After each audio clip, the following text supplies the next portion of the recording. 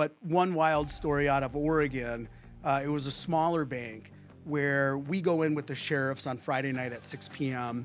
and then just start interviewing folks and trying to uncover, like, why did the bank fail? Yeah. Like, what happened? Like, what built up to this? Yeah, well, root cause, right? Root cause, right? Root cause analysis, essentially.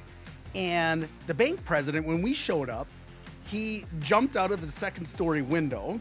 I don't know how he didn't break his legs, but he ran to his black Escalade in the parking lot, went to the local airstrip where he had a Cessna and was flying around town just watching us, just, go into his bank. And, there were some, really illegal things inside of his office. We uncovered some weapons and, some things that just shouldn't really be in a bank president's office. That's wild. That That's was wild. crazy. I mean,